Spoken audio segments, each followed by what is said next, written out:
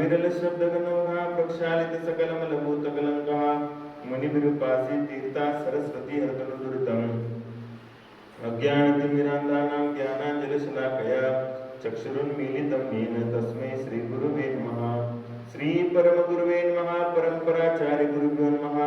सकलकलुषविध्वंसकं श्रेयसां परिवर्धकं धर्मसम्बन्धकं भव्यजीवमनक्तुगुरुं शास्त्रं श्री रत्नकण्डक श्रावकाचरणामध्यम अस्य मूलग्रंथकर्तारा श्री सर्वदेवा सूत्रग्रंथकर्तारा श्री गणधरदेवा पुत्रगणधरदेवा तेषावचनानुसार मासाद्याचार्य प्रवर श्री समंत गुरुराचार्य देवचितम शास्त्रम श्रोतार्य सावधानतया शृण्वन्तु।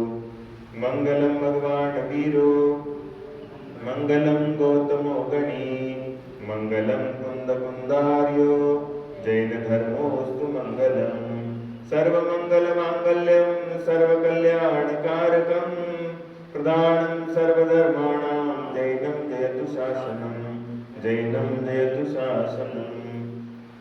नमः श्रीवर्धमानाय निर्धूतकलिलात्मने सालोकानां त्रिलोकानां यद्विद्यादर्पणायते। देवादिदेव प्रथम तीर्थंकर श्री आदिनाथ भगवान की जय।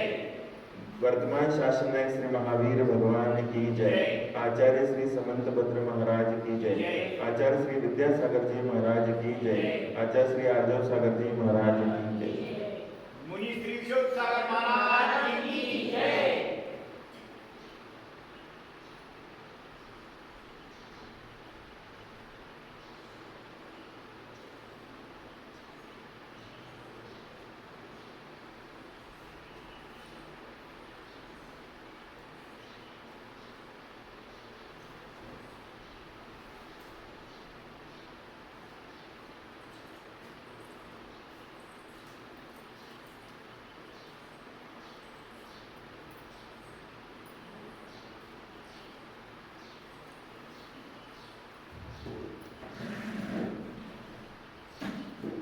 सम्यक दर्शन की श्रृंखला में अपन 8 अंग के बारे में समझ रहे थे। ये 8 अंग जैसे शरीर के 8 अंग होते हैं उसी तरीके से सम्यक दर्शन के 8 अंग होते हैं।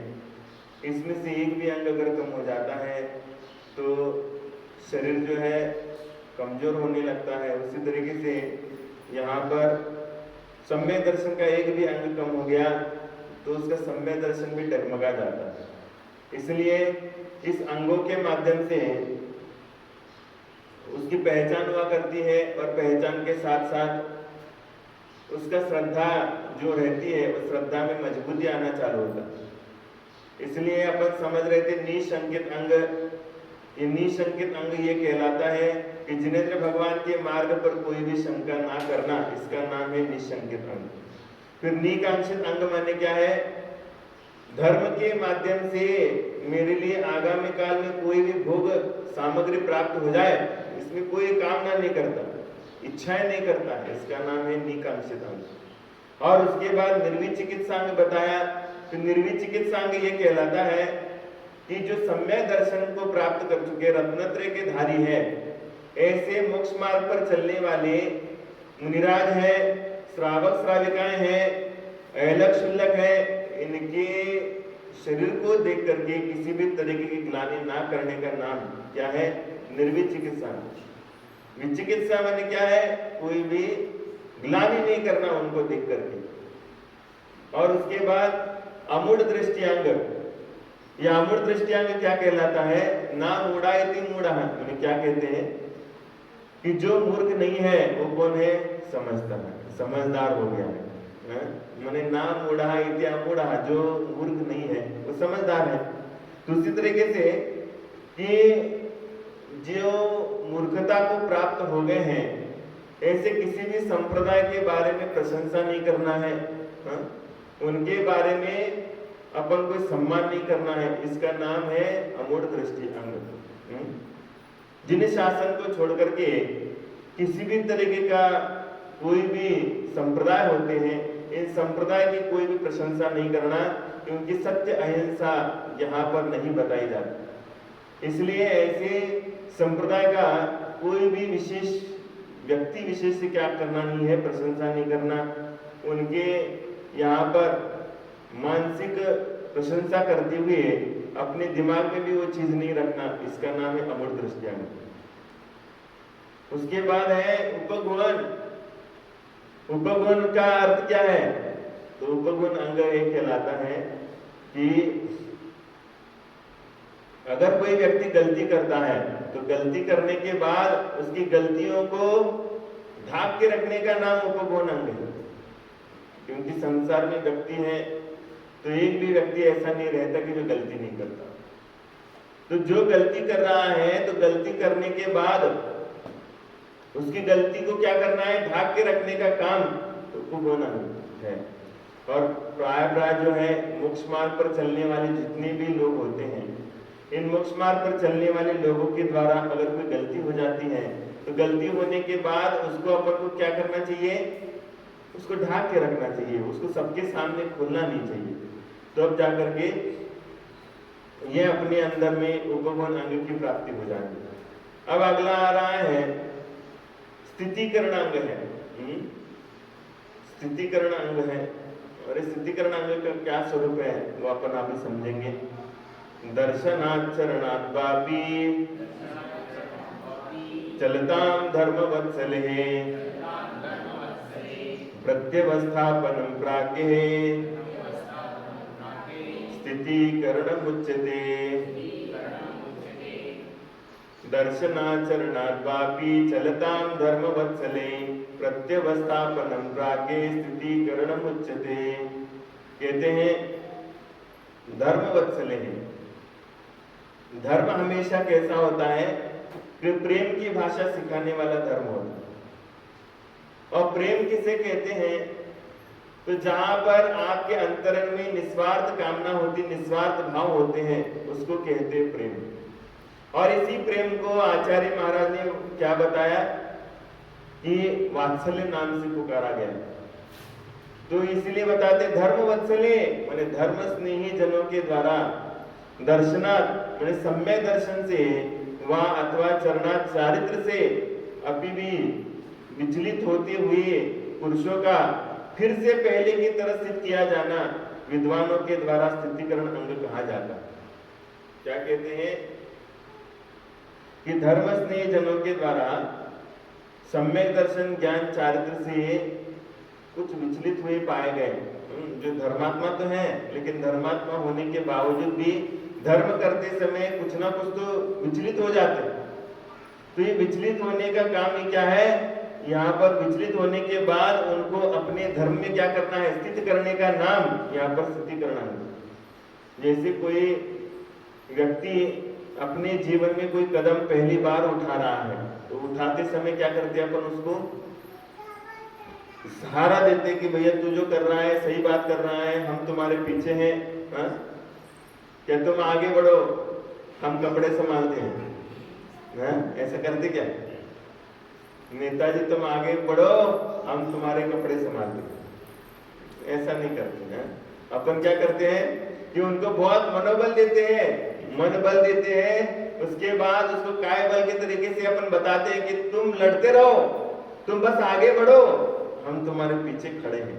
बस इतने बोलने के बाद भी क्या हो जाता है? व्यक्ति के लिए साहस आ जाता है।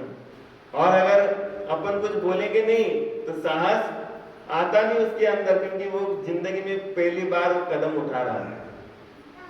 जैसे कोई बच्चा स्कूल में जाता है तो स्कूल में जाते समय उसके माता पिता क्या करते हैं? हम हैं यहाँ पर, डरो मत, यही बाहर बैठे हैं, ऐसा कहते हैं। भले बैठते नहीं वहां पर, लेकिन कहते जरूर है कि हम बाहर ही बैठे हैं, तुम यहीं पर बैठो। तो ऐसा बैठने के बाद धीरे धीरे धीरे धीरे करके क्या करता है? वो उन चीज को समझने की चेष्टा करता है। उसी तरीके से सभी को अकेले बढ़ना है, लेकिन अकेले बढ़ते समय आपको सभी का संबल लेकर के आगे बढ़ने की आवश्यकता पड़ती है। क्योंकि कोई भी आदमी अकेला खड़ा नहीं हो सकता, उसको संबल की आवश्यकता होती है। और इसलिए संबल देने के अंग होते हैं। सम्यक दर्शन अगर होता है अपने पास तो सम्यक दर्शन होने वाले व्यक्ति के अंतरंग में इतनी सारी क्वालिटीज आती है, इतने सारे गुण उसके अंदर आते हैं। अगर कोई गुनाह करता है, कोई धर्म से विचलित हो जाता है, धर्म से चलायमान होता है, तो उसको क्या करते हैं, उसको मार्ग में स्थित करने का तरीका सम्यक दृष्टि जीवों के पास होता है। और तीव्र कषाय, कुसंगति, रोग, दरिद्रता, मिथ्योपदेश अथवा मिथ्या दृष्टियों के चमत्कारी भुलावे में आकर जो जीव सम्यक दर्शन या सम्यक चारित्र से विचलित हो, उन्हें पुनः उसी में सुदृढ़ करना स्तुतिकरण अंग है। क्या करते, तीव्र कषाय, तीव्र कषाय के माध्यम से अगर कोई बात मन की नहीं हुई तो क्या करते हैं, हम आज के बाद तुम्हारे पास आएंगे नहीं, तुम्हारा मुंह तक नहीं देखेंगे, ऐसा कहते हैं। आज के बाद शक्ल नहीं देखेंगे। अगर अपन क्या करते हैं कि जिनके ऊपर श्रद्धा करते हैं और श्रद्धा करने के बाद वही चीज अपने साथ दोबारा घटित हो जाती है, मानी वो चीज क्या हो जाती, देखो भगवान की पूजा करने वाला व्यक्ति जो है, भगवान का पूजा करने वाला व्यक्ति असमय में मृत्यु को प्राप्त हो गया, माने असमय में मृत्यु को प्राप्त हुआ, तो उसके बच्चे लोग हैं, उसके परिवार वाले हैं, क्या सोचेंगे। जो धर्मात्मा व्यक्ति था वो असमय में चला गया, अकाल में मृत्यु हो गई उसकी। अगर अकाल में मृत्यु हो गई तो उसके घर वाले क्या सोचेंगे, अरे इतनी ज्यादा भगवान की पूजा करने के बावजूद तो भगवान ने हमारी नहीं सुनी, तो हम भगवान के पास क्यों जाएंगे। दोषारोपण किसके लिए होगा, भगवान के ऊपर होगा। लेकिन ये दोषारोपण धर्मात्मा करता है भगवान के लिए, लेकिन जो धर्मात्मा व्यक्ति होता है वो समझाता है कि नहीं भैया, ये तुम्हारा ऐसा सोचना गलत है, क्योंकि उसका जितना आयु कर्म था वो उसने भोग लिया, और भोगने के बाद क्या है, वो चला गया, इसमें भगवान का क्या दोष है। लेकिन तुम हर चीज कहोगे, भगवान तुम्हारे लिए सुखी जीवन का रास्ता बता सकते हैं, लेकिन तुम्हारे जीवन को सुखी नहीं कर सकते। कोई भी तुम्हारे लिए सुखी जीवन का रास्ता बता सकते, मंत्र बता सकते हैं, लेकिन आपको कोई सुखी नहीं कर सकता। क्यों नहीं कर सकता, क्यों नहीं कर सकता सुखी, क्योंकि सभी व्यक्ति का कर्म अलग अलग है। जैसे एक ही तरीके का भोजन बनता है, एक ही तरीके का भोजन बनने के बाद सबको पसंद नहीं आता है क्या, सबको पसंद नहीं आता, किसी को अच्छा लगता है, किसी को बुरा लगता है, कोई को भोजन करने से नाक सिकोड़ लेते हैं। ये सारी प्रक्रिया उनके जीवन में होती है। क्यों होती है, क्योंकि उनके कर्म अलग अलग होते हैं, और जब कर्म अलग अलग होते हैं तो कार्य भी अलग अलग होते हैं। कर्म के साथ क्या हो जाते हैं, कार्य भी अलग अलग होते हैं। इसलिए कोई तीव्र कषाय के माध्यम से धर्म से विचलित हो सकता है। कोई कह रहा है कि आजकल तो ऐसा हो गया कि जो व्यक्ति पूजा पाठ में लगा है उसकी शादी नहीं होती, इसलिए लोग मंदिर ही नहीं आते। कहने लगे मंदिर में दिखूंगा तो मेरे को कोई पसंद ही नहीं करेगा। ऐसा हो गया, इसलिए क्या है कि ने मंदिर में आना ही छोड़ दिया, और मंदिर में आना छोड़ दिया तो क्या हो गया, क्षोभ होना बंद हो गया, पुण्य बढ़ना कम हो गया। जो व्यक्ति का जैसा पुण्य कमजोर हो जाता है उसके लिए समस्याएं दुगनी होना चालू हो जाती है। आपके जैसे दुकान में बैठते हो, दुकान में आपका माल बिकना कम हो गया तो आपका फायदे में क्या हो जाती है, कमी हो जाती है, फायदा घटता है, मुनाफा घटता है, और जैसे जैसे मुनाफा घटता जाता है दुकान क्या हो जाती है, दुकान का नाम रोशन हो जाता है। दुकान का बहुत बड़ा नाम रोशन हो जाता है, नहीं होता। क्यों नहीं होता, क्योंकि आपकी दुकान में क्या हो रहा है, घाटा बैठ रहा है, ग्राहक नहीं आ रहा। क्यों नहीं आ रहा है, क्योंकि पुण्य की कमी पड़ गई। उसी तरीके से अगर आप हर दिन पुण्य के काम करना बंद करोगे तो पुण्य के काम बंद करने के बाद आपके लिए घाटे के दिन आना चालू हो जाता, घाटा लगना चालू हो जाता। इसलिए सबसे पहले सभी लोगों को कोई भी अच्छा काम करना है अपने जीवन में तो अच्छे काम करना है, तो यहाँ पर पूजा पाठ से जुड़ना जरूरी है। और जो पूजा पाठ करता है उसके लिए संसार में कोई भी ऐसी चीज नहीं है कि जो उसको प्राप्त नहीं हो सकती। उसको सब चीजें प्राप्त हो सकती। बस बताते इत चिंता निर्दिव्य इत पिण्याक खंडकं ध्यानेन चेदुबे लभ्ये वाद्रियंता विवेकिनः। संसार में ऐसी कौन सी चीज है जो आपको प्राप्त नहीं हो सकती? सब चीजें प्राप्त हो सकती हैं, सब चीजें आपको प्राप्त हो सकती हैं। बस आपको सही तरीके का पुरुषार्थ करना चाहिए। ध्यान के माध्यम से आपको चिंतामणि रत्न की भी प्राप्ति हो रही है और ध्यान के माध्यम से आपको खली का टुकड़ा भी मिल रहा है। तेल निकालने के बाद जो बचता है उसको बोलते खली। जैसे मूंगफली है, मूंगफली के माध्यम से उसको तेल निकाल लिया तो उसका जो बचने वाला हिस्सा है वो खली के नाम से जाना जाता है। तो आपको ध्यान के माध्यम से चिंतामणि रत्न भी मिलता है और खली का टुकड़ा भी मिल रहा है। तो आपको चॉइस आपके हाथ में है कि आपको खली का टुकड़ा चाहिए कि चिंतामणि रत्न चाहिए। ये आप लोगों को समझना चाहिए, क्योंकि सबके हाथ में चॉइस है। सभी व्यक्तियों के हाथ में चॉइस है। वो अपने जीवन को सुधार सकता है अथवा बिगाड़ सकता है, ये उसके हाथ में।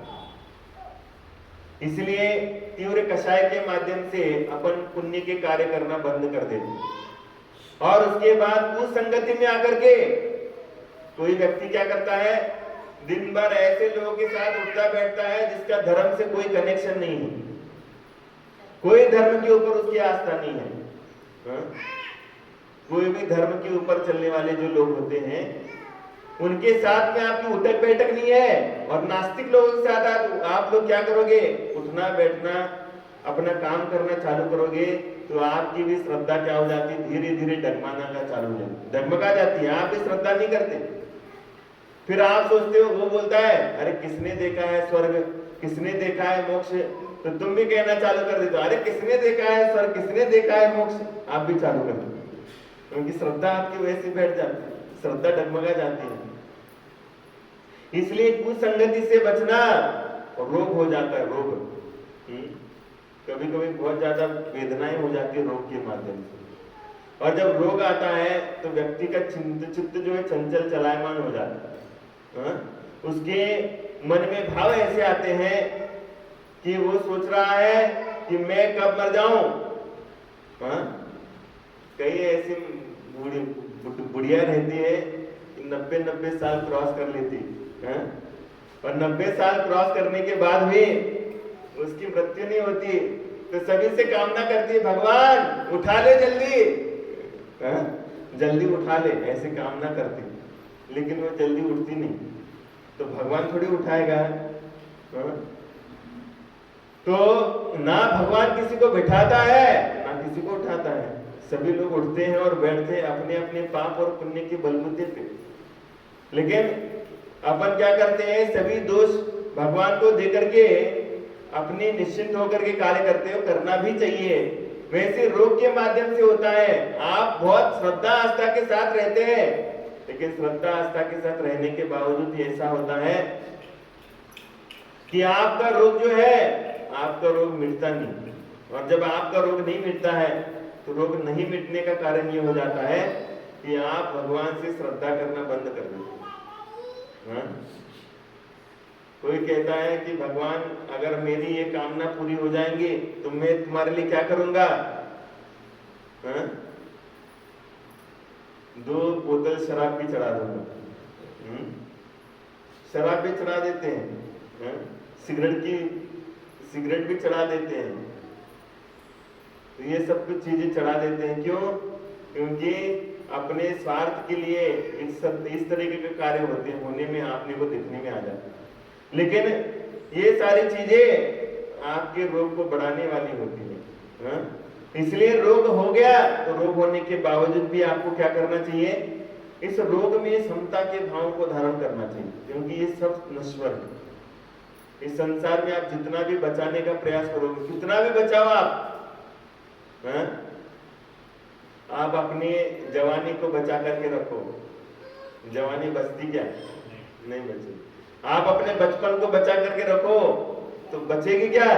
नहीं बचेगी। और अपने बुढ़ापे को भी क्या करते हो, बचा करके रखने का प्रयास करोगे तो भी आपका बुढ़ापा सबके सामने जरूर आता है, जरूर आ जाता है। तो उसी तरीके से इस संसार में सब चीजें जो है वो क्या हो जाती है, देखने में आ जाती है और देखने के साथ साथ सबको समझ में भी आ जाती है। लेकिन समझ समय के साथ आ जाए तो अच्छी बात है, और समझ जो है समय के बाद में आ जाए तो क्या है, समझ में नहीं आता, वो पश्चाताप के अलावा कुछ नहीं आता। इसलिए रोग होने के बाद अपने आप को क्या करना चाहिए, स्थिरता को प्राप्त करना चाहिए, समता को धारण करना चाहिए, व्यक्ति को अपने रास्ते से चलायमान नहीं होना चाहिए।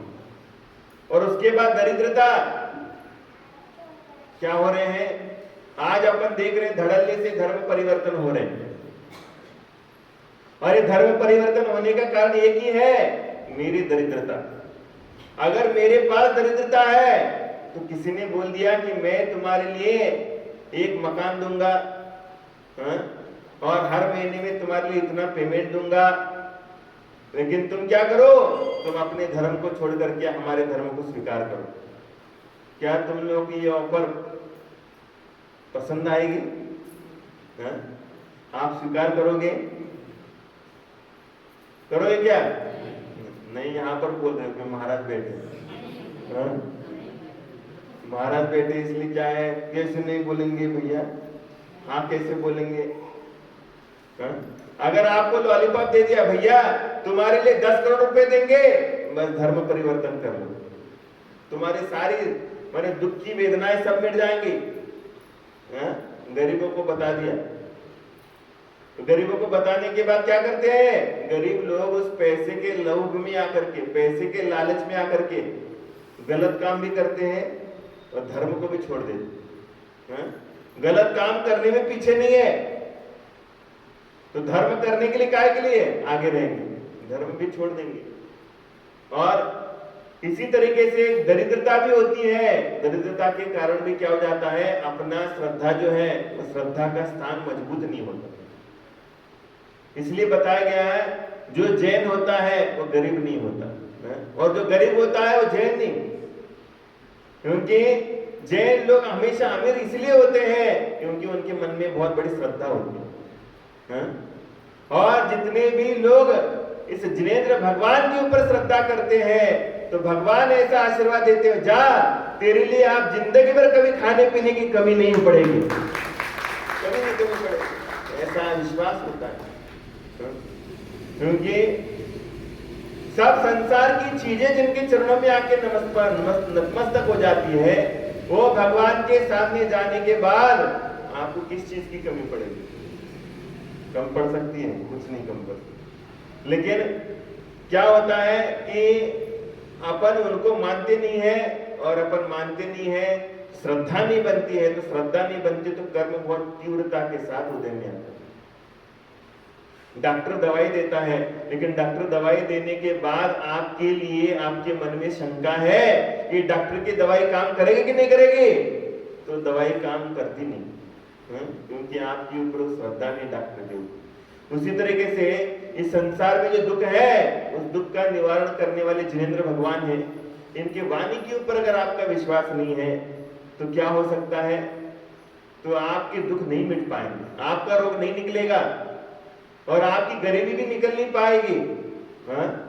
अगर आप सोचोगे कि महाराज जी का आहार कैसे कराएंगे, क्योंकि डर लगता है, कभी किया नहीं ना, डर लगता है, और डर के मारे आप आगे बढ़ोगे नहीं, तो क्या होगा, आपका कोई भी पुण्य का कार्य सफल नहीं होगा, आप पुण्यशाली नहीं बन पाओगे, आपका पुण्य नहीं बढ़ेगा।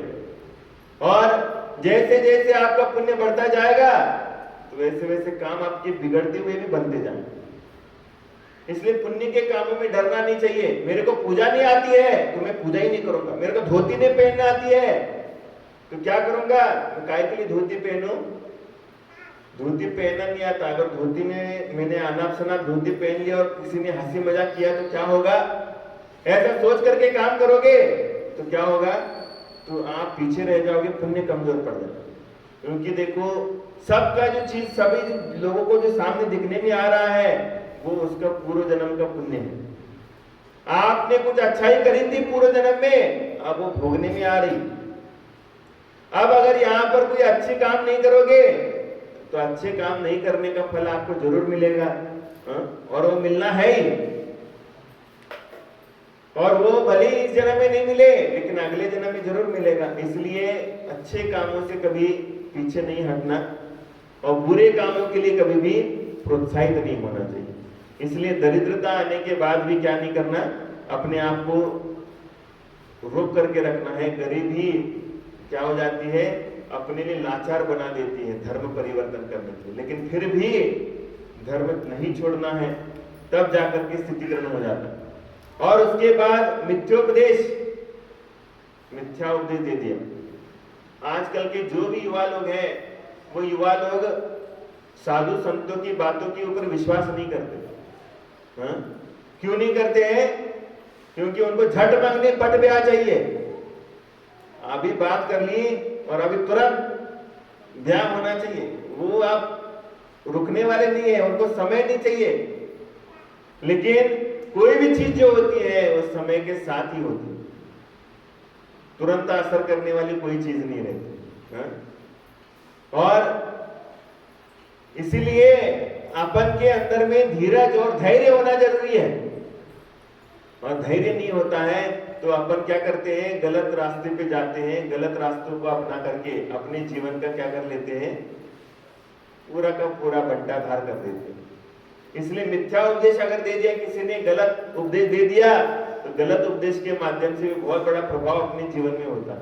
अगर अपन को सही उपदेश मिला तो आपका उद्धार जरूर होता, लेकिन गलत उपदेश दे दिया, गलत उपदेश के माध्यम से क्या होता है, आपका पूरा का पूरा रास्ता बिगड़ जाता है। आप उस रास्ते से भटक जाते हो। कभी आपके जीवन में रास्ते से भटक गए हो कि नहीं? कभी भटके हो कि कभी नहीं भटके? कोई ने रास्ता गलत बता दिया, कोई लंबा बहुत चलना पड़ा, अंदर 1 किलोमीटर की जगह पर 5 किलोमीटर का फेरा लगाना पड़ा। ऐसा नहीं हुआ तुम लोगों के जीवन में? हुआ कि नहीं हुआ? बहुत। और अभी जिसके नहीं हुआ ना, अब उसका होने वाला अभी। जिसके जीवन में अभी तक नहीं हुआ वो होगा, क्योंकि तुम अभी तक सही रास्ते पे आने का प्रयास नहीं करोगे तो तुम्हारे जीवन में जरूर भटकन आएगी। और उस भटकन में अगर आपने सही रास्ते को पहचान लिया तो उस भटकन में भी आप मजबूती के साथ खड़े होकर के सही रास्ते पे आओगे। और आना ही पड़ेगा, आते ही हो। कई लोग ऐसा हो जाता है, आप सम्मेद शिखर जी के पहाड़ पे जाओगे तो कई ऐसे उदाहरण आते हैं कि सम्मेद शिखर जी के पहाड़ चढ़ते समय रात में चढ़ना पड़ता कि दिन में चढ़ते हो?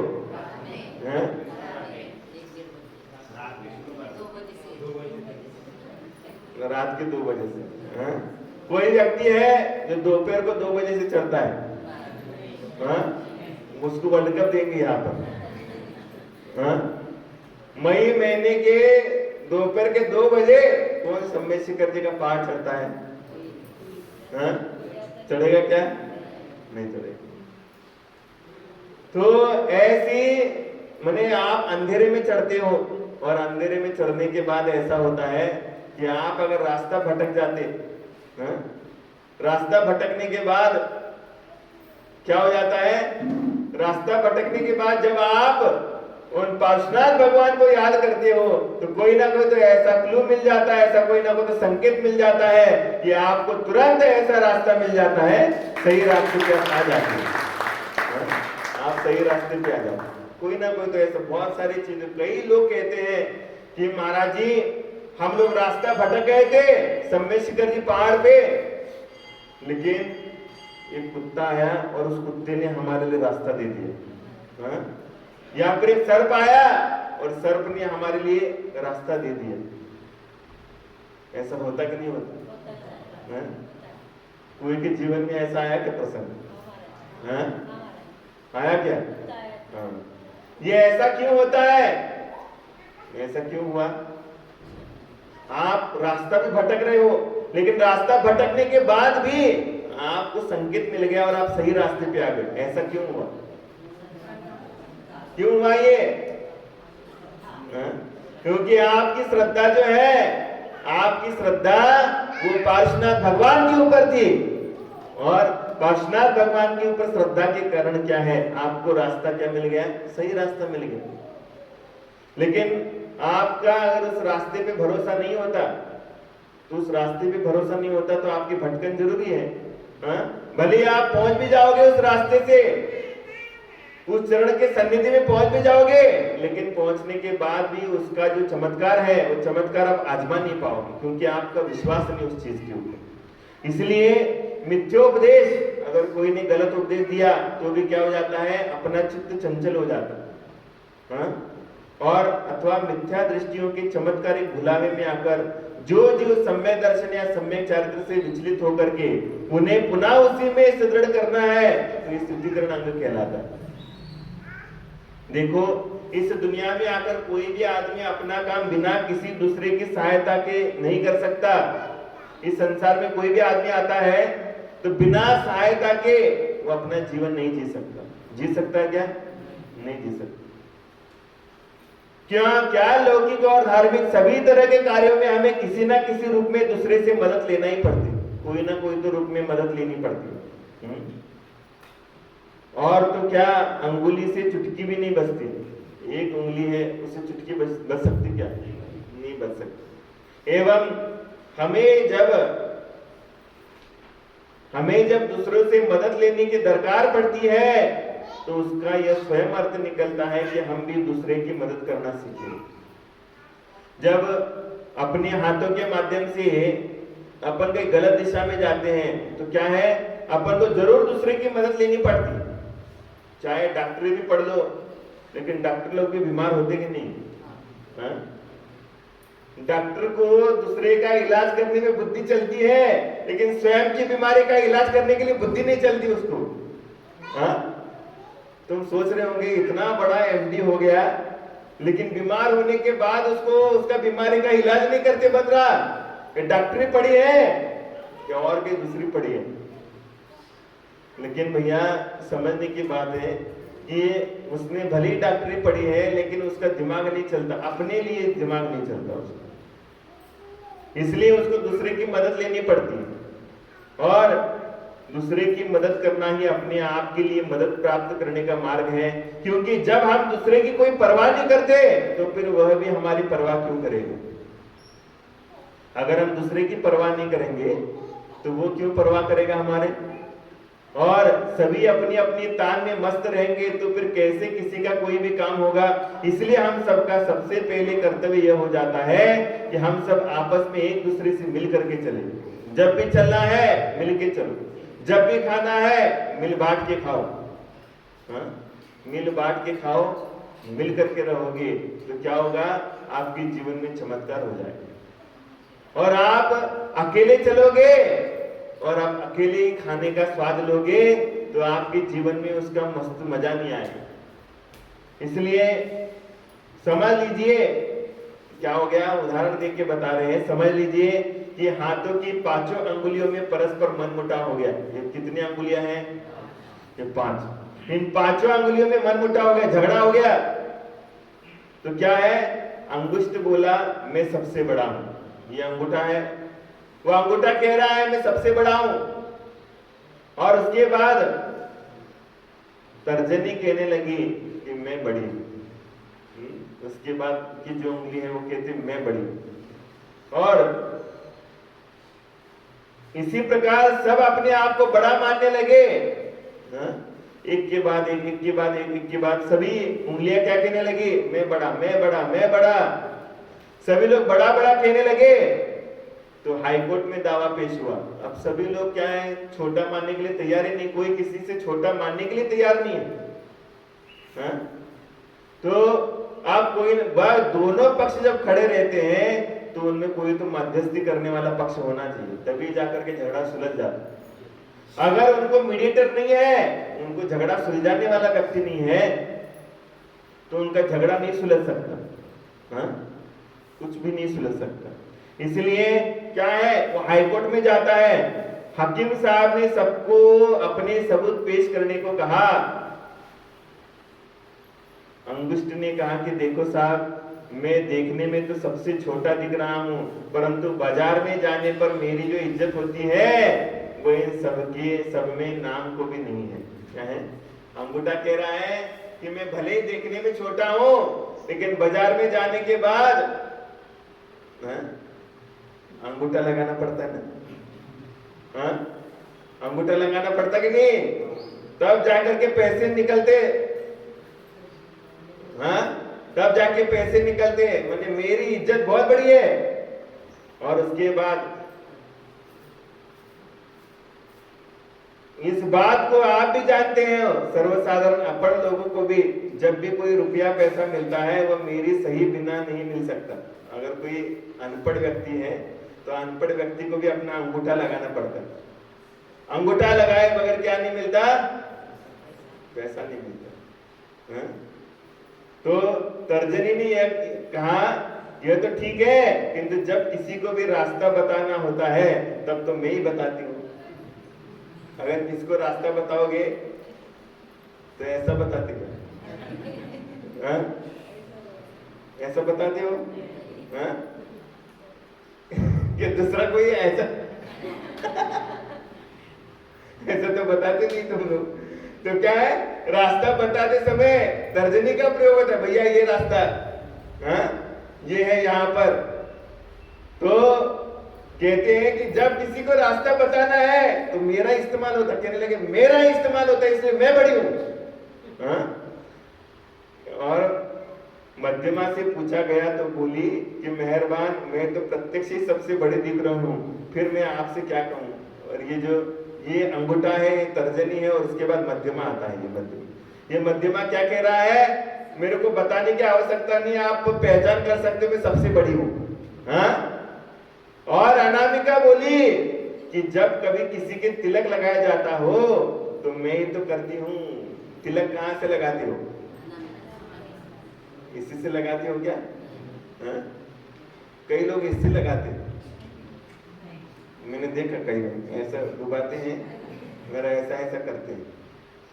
तो इसके माध्यम से कभी तिलक होता नहीं। मांगलिक कार्य जो भी होता है, कभी किसी का सम्मान करोगे तो ऐसा इसके माध्यम से होता है। अनामिका बोलते इसको। यह अनामिका के माध्यम से क्या करते हो?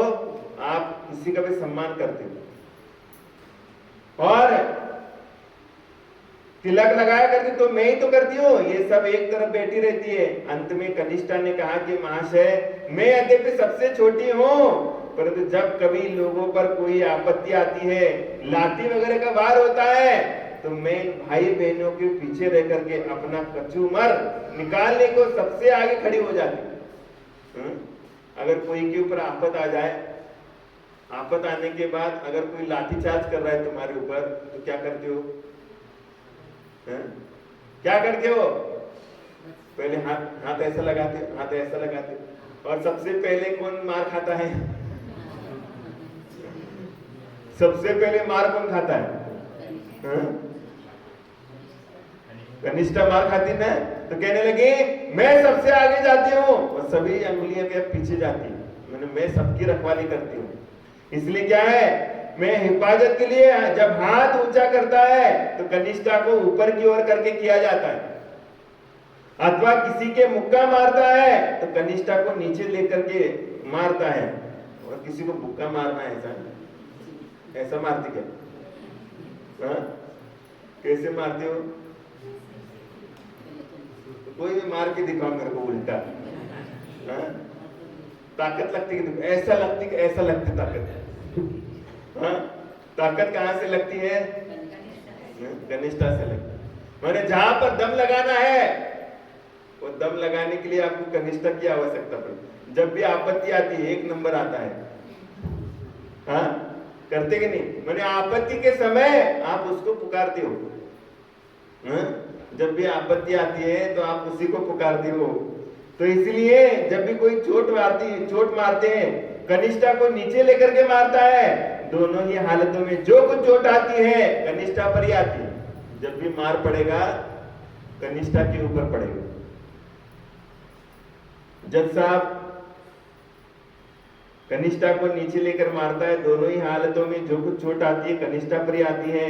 जज साहब ने सबकी बातें ध्यानपूर्वक सुनी, परंतु कनिष्ठा की बात उन्हें विशेष पसंद आई। उन्होंने सबकी बातें सुन ली, लेकिन कनिष्ठा की बात उसको बहुत पसंद आई और आनी ही चाहिए, क्योंकि उसने अपने जीवन को अपने भाई बहन की सेवा में अर्पण कर देना ही अपना कर्तव्य बना रखा है।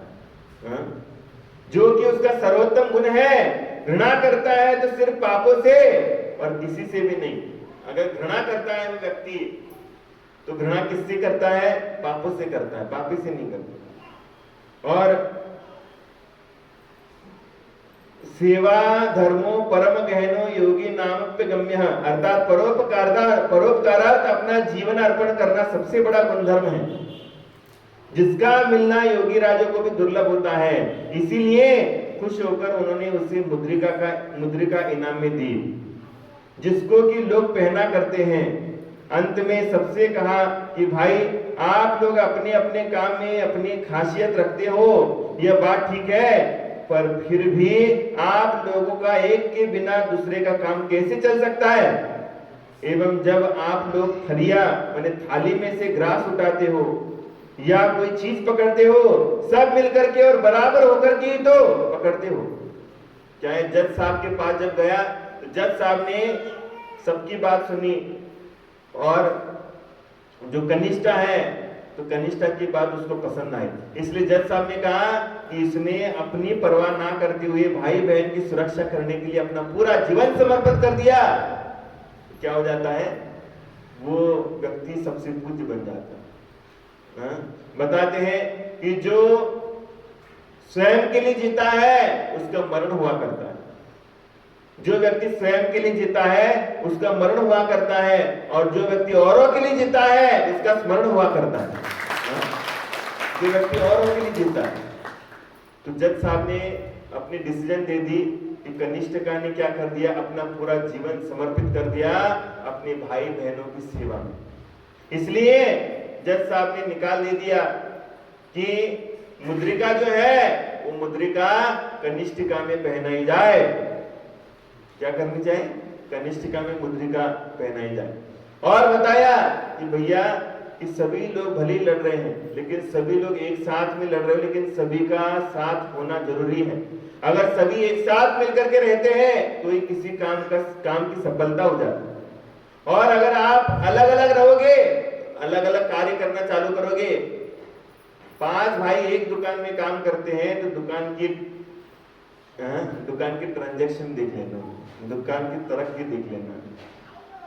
और एक भाई एक दुकान में बैठता है और 4 नौकर उसमें काम करते हैं तो दुकान की तरक्की देख लेना। तो इसलिए सभी उंगलियों को मिलकर के काम करना चाहिए। और जब जैसे ग्रास उठाते हैं तो ग्रास उठाते समय कैसे उठाते हो? 5 उंगलियों के माध्यम से। क्या ऐसे उठाते हो? नहीं, ऐसे उठाते। हाँ, मैंने 5 उंगलियां चाहिए तुम्हारे लिए, तब जाकर के काम करते हो। तो उसी तरीके से थाली में से ग्रास उठाते तो और कोई चीज पकड़ते हो, सब मिलकर के और बराबर होकर के तो करते हो। इसलिए सब मिलकर के ही ठीक होता है। लोटा यद्यपि रस्सी की अपेक्षा कीमती होता है, फिर भी कुएं में से पानी निकलना हो तो रस्सा ही काम देता है। वो गुंड से ज्यादा महंगा क्या होता है? नहीं, रस्सी से ज्यादा महंगा क्या होता है? गुंड होता है। लेकिन उस गुंड को कुएं से बाहर लाने के लिए रस्सा ही काम में आ जाता है।